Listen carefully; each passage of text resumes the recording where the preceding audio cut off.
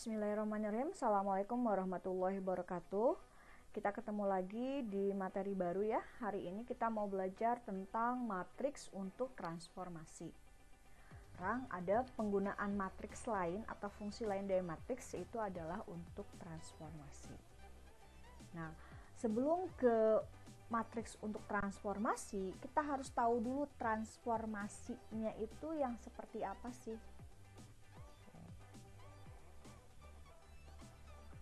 Sebelum kita membahas lebih mendalam, ini ada beberapa tujuan pembelajaran yang harus kalian pahami. Yang pertama adalah kalian harus mampu memahami penggunaan matriks untuk permasalahan translasi.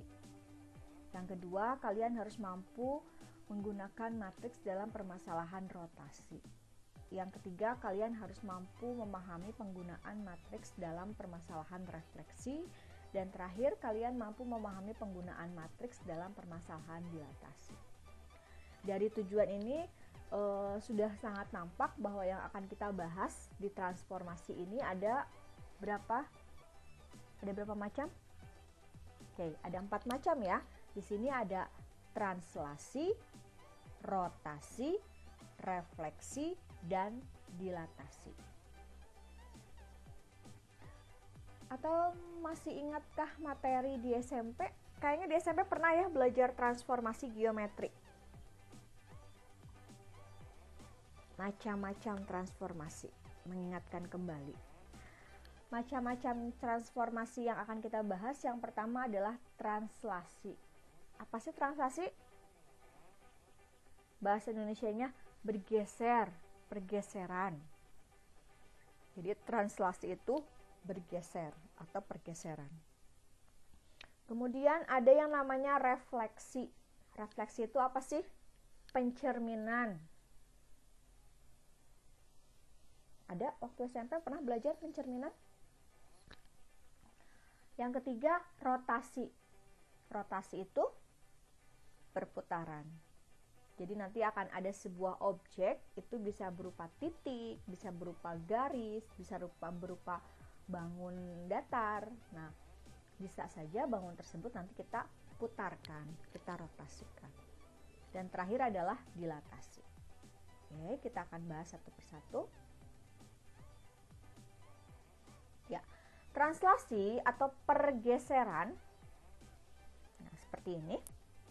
Transformasi pergeseran atau translasi visualkan seperti ini. Misalkan ada segitiga ABC. Kalian punya segitiga. Mungkin lebih mudah kalau kita pakai buku berpetak ya. Nah, kalau kalian punya buku berpetak, nanti boleh ilustrasinya di buku berpetak. Karena buku berpetak itu lebih mudah kita untuk melihat dia bergesernya berapa satuan, misalkan ke kanan dan ke atas. Di sini ada titik A, B, C.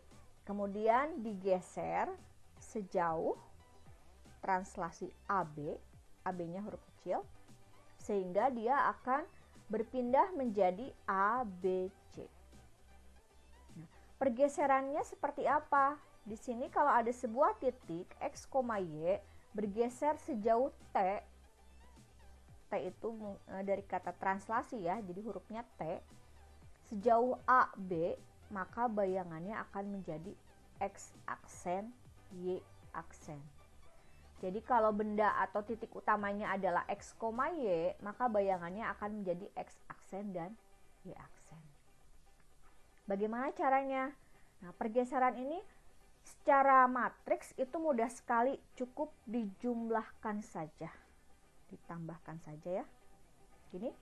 Jadi X aksennya adalah X ditambah A.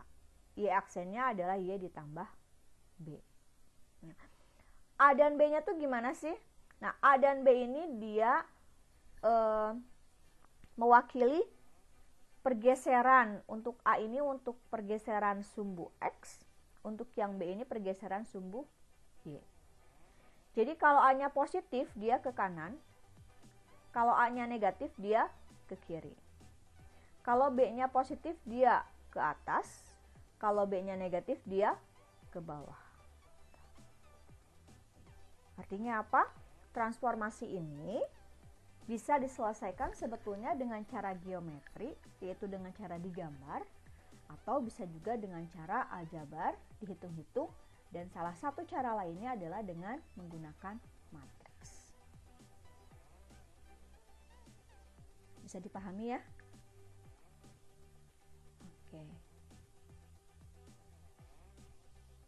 Nah, kita perjelas dengan contoh. Contoh yang pertama, translasi. Diketahui dua titik A negatif 2,3, B 5,1. Tentukan bayangan ruas garis AB jika ditranslasikan sejauh T 3, 4 dan gambarkan. Maka yang pertama, kalian kalau mau gambar dulu boleh. Berarti gambar diagram Kartesius.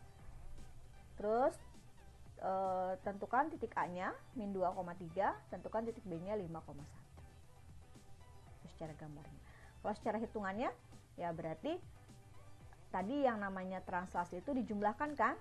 Nah, jadi X aksen Y aksennya itu sama dengan negatif 2, 3. Nah, translasinya 3, 4, maka tinggal kita jumlahkan. X aksennya min 2 ditambah 3 itu 1, 3 ditambah 4 itu 7. Sehingga kita peroleh untuk titik B-nya 5 dengan 1 ya. Berarti X aksen Y aksennya adalah 5, 1, 3, 4. Sehingga X aksen Y aksennya 5 ditambah 3, 8, 1 ditambah 4 adalah 5. Sehingga kita akan menemukan, nah secara gambar tadi ya, digambarkan titik-titiknya. Titik yang asalnya min 2,3 itu akan menjadi 1,7. Yang asalnya 5,1 akan menjadi 8,5. Sehingga ruas AB ketika ditranslasikan oleh 3, 4 akan menjadi A aksen B aksen seperti ini. Mudah ya? Oke. Yang agak sulit paham boleh di screenshot aja, nanti dipelajari lagi.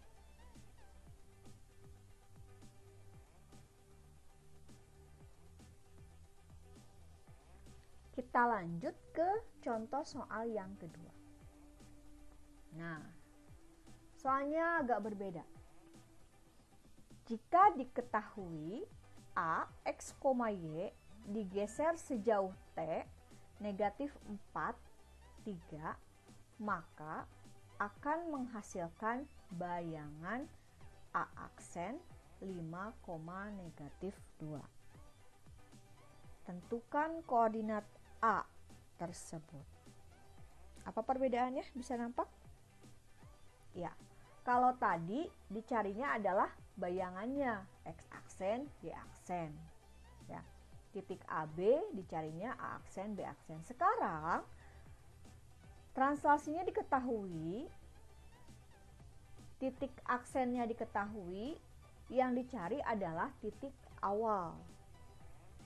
Gimana cara perhitungannya? Sama aja dengan kalau kalian lagi SD, 2 tambah 3 sama dengan 5. Nah sekarang 2 tambah berapa sama dengan 5? Atau berapa tambah 3 sama dengan 5? Itu kan dibolak-balik saja ya, perhitungannya biasa aja. Ini pun sama. Hasilnya kan 5 dan min 2. Nah, kita cari daerah asalnya. Kemudian translasinya min 4 dan 3. Maka proses ini akan bisa kita selesaikan bahwa X, Y-nya berarti min 4-nya kesini kan ya. Jadi 5 dikurangi min 4, min 2-nya dikurangi dengan 3. Jadi seolah-olah yang bagian ini tuh dia pindah ke sini ya, loncat. Jadi tandanya berubah jadi plus jadi min. Min dengan min jadi plus. Nah, hati-hati proses seperti ini. Jangan disepelekan, cuma tambah kurang biasa doang pelajaran SD. Tapi hati-hati, di sini ada negatif dengan negatif. Maka 5 dikurangi min 4 itu adalah 9. Jangan sampai kalau pilihan ganda di sini ada jawabannya misalkan 1 min 5. Kalian ngotretnya tidak hati-hati, kemudian begitu selesainya 1,-5 ada di option A B C D E nya, langsung jebret pilih itu, salah ya. Jadi hati-hati. Ini 5 dikurangi -4 jadi 9, -2 dikurangi 3 jadi -5, sehingga titik A nya, titik awalnya adalah 9, -5. Bisa dipahami ya? Oke. Nah, ini ada soal latihan translasi. Boleh di screenshot dulu. Nanti kalian akan mengerjakan soal ini ya, dikirimkan di GC. Satu-satu dulu translasi sampai di sini. Dipahami baik-baik, mudah-mudahan tidak ada masalah. Oke, nanti kita lanjut ke transformasi yang kedua, yaitu refleksi. Oke.